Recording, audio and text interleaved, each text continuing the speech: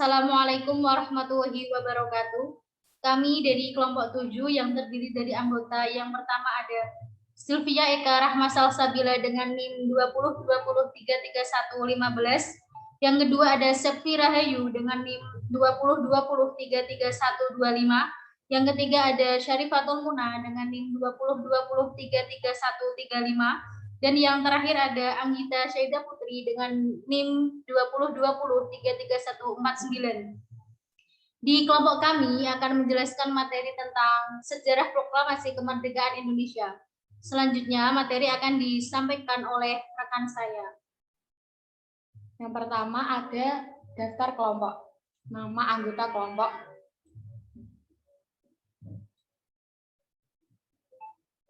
Kemudian ini ada judul PPT interaktif dari kelompok kami yaitu Proklamasi Kemerdekaan. Kita klik menu Start.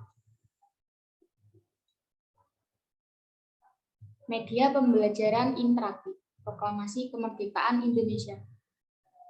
Di sini ada menu yang terdiri dari materi, video, petunjuk,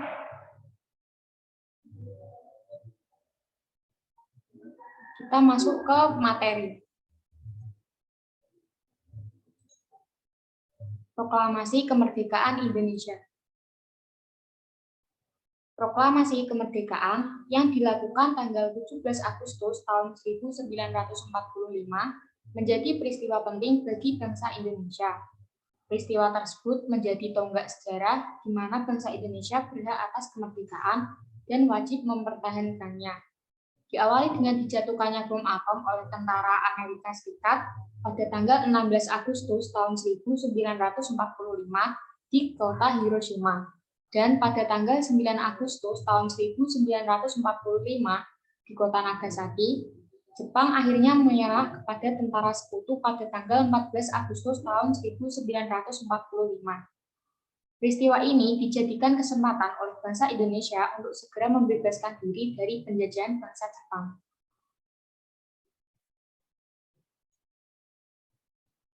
Selanjutnya ada berita kekalahan Jepang.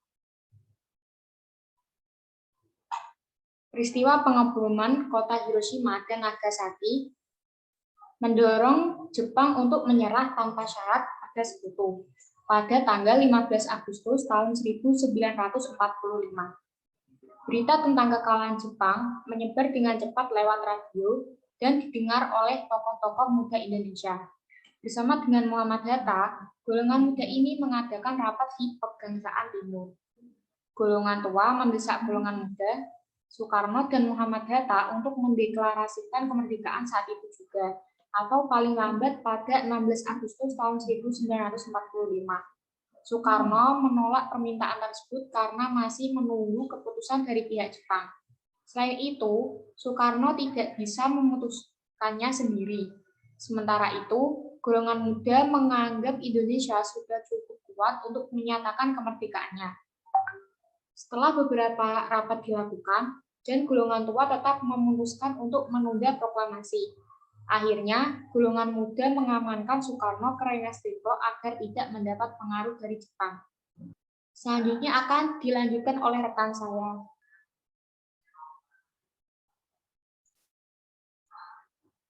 Saya akan melanjutkan presentasi dari teman saya, yaitu perumusan naskah proklamasi.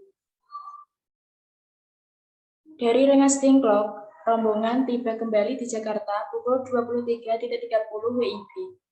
Mereka memutuskan untuk istirahat sebentar di rumah masing-masing. Sebelum merumuskan naskah proklamasi, Soekarno dan Hatta menemui Mayor Jenderal Nishimura untuk menanyakan sikapnya mengenai proklamasi kemerdekaan.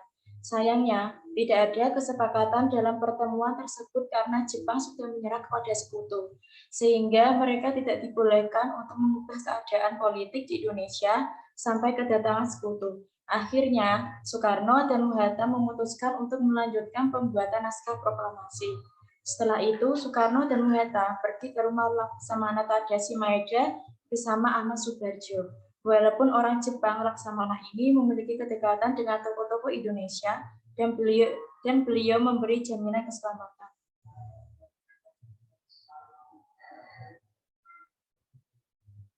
Selanjutnya yaitu isi dari makna proklamasi kemerdekaan Indonesia. Ada 3, yaitu yang pertama, sebagai puncak perjuangan Indonesia. Bangsa Indonesia telah dijajah selama bertahun-tahun oleh negara-negara Eropa sampai Jepang. Penduduk dengan latar belakang berbeda bersatu untuk melawan penjajah. Proklamasi kemerdekaan merupakan hasil dari perjuangan para pahlawan. Yang kedua, pengakuan kepada dunia luar. Dengan membacakan teks proklamasi, Indonesia mengumumkan kepada dunia luar bahwa Indonesia adalah negara yang merdeka. Pengakuan ini atau de facto diikuti oleh pengakuan dari negara lain atau de jure. Yang ketiga yaitu menaikkan martabat bangsa. Pembacaan teks proklamasi memberikan pesan kepada negara lain bahwa Indonesia adalah negara yang bebas dari penjajahan, negara yang memiliki martabat, dan negara yang mandiri. Selanjutnya akan dipresentasikan oleh teman saya. Isi dari makna proklamasi kemerdekaan Indonesia.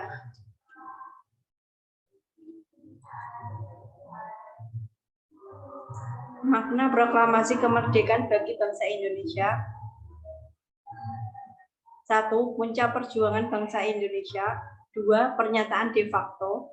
3. Menaikkan martabat bangsa Indonesia. 4. Awal perjuangan baru. 5. Lahirnya sebuah bangsa negara Indonesia. 4. Akhir penjajahan di negara Indonesia. 4. Pedoman untuk menjalin hidup internasional. Yang terakhir, akhir perjuangan bangsa Indonesia. Selanjutnya ada video pembelajaran. Hai semuanya, apa kabar nih? Kalian baik kan? Perkenalkan, aku perwakilan dari kelompok 7. Namaku Beril. Video ini berisi tentang penjelasan sejarah kemerdekaan Indonesia. Selamat menonton. Proklamasi kemerdekaan. Ada 3 hal yang perlu kita ingat tentang proklamasi kemerdekaan Indonesia. Kira-kira peristiwa apa saja ya yang terjadi sebelum detik-detik proklamasi kemerdekaan Indonesia? Yuk kita bahas satu persatu dalam video ini. Langsung saja. Pada tanggal 16 Agustus tahun 1945, Bung Karno dan Muhammad Hatta dibawa oleh para pemuda ke Rengas Dengklok. Tujuannya agar terlepas dari tekanan dan ancaman dari Jepang. Bung Karno dan Muhammad Hatta menegaskan tekad mereka untuk mengumumkan kemerdekaan Republik Indonesia.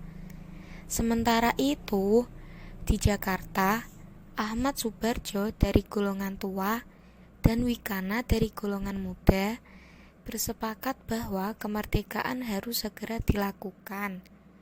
Mereka pun menjemput Bung Karno dan Muhammad Hatta ke Rengas Dengklok dan sampai kembali di Jakarta pukul 22 waktu Indonesia Barat. Mereka menuju ke rumah Laksamana Muda Maida di Jalan Imam Bonjol nomor 1 untuk merumuskan naskah proklamasi kemerdekaan Indonesia. Proklamasi dibacakan pada tanggal 17 Agustus tahun 1945 di Jakarta oleh Insinyur Soekarno dan Dr. Andes Muhammad Hatta sebagai wakil-wakil bangsa Indonesia. Inilah puncak perjuangan rakyat untuk merdeka. Selain Bung Karno dan Muhammad Hatta, ada tokoh lain juga loh yang memiliki peranan penting dalam kemerdekaan. Mereka adalah Ahmad Subarjo. Ia lahir di Karawang, Jawa Barat pada tanggal 23 Maret tahun 1896. Ahmad Subarjo adalah Menteri Luar Negeri Indonesia yang pertama. Ia merupakan salah seorang tokoh dari golongan tua yang turut berperan dalam penyusunan konsep teks proklamasi kemerdekaan Indonesia. Selanjutnya, Laksamana Muda Maida. Ia merupakan perwira angkatan laut Jepang yang tinggal di Jakarta. Namun, dia sangat bersimpati terhadap kemerdekaan Indonesia. Ia bersedia menyediakan tempatnya digunakan untuk penyusunan konsep teks proklamasi kemerdekaan Indonesia. Selanjutnya, Fatmawati. Fatmawati adalah istri dari Bung Karno. Ia lahir di Bengkulu pada tahun 1923. Fatmawati berjasa dalam menjahit bendera pusaka yang dikibarkan saat proklamasi kemerdekaan Indonesia. Sayuti Malik, ia adalah tokoh pemuda yang berjasa dalam mengetik naskah proklamasi setelah sempurna dari tulisan tangan Bung Karno. Latif Hendraningrat, ia berjasa dalam pengibaran bendera merah putih saat proklamasi. Latif juga membawa Bung Karno dan Muhammad Hatta ke Rengas Dengklok.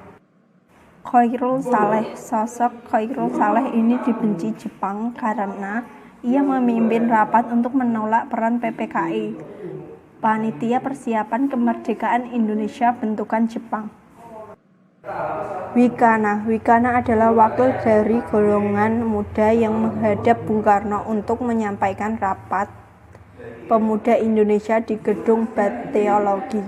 Ia juga mengusulkan agar proklamasi diadakan di Jakarta.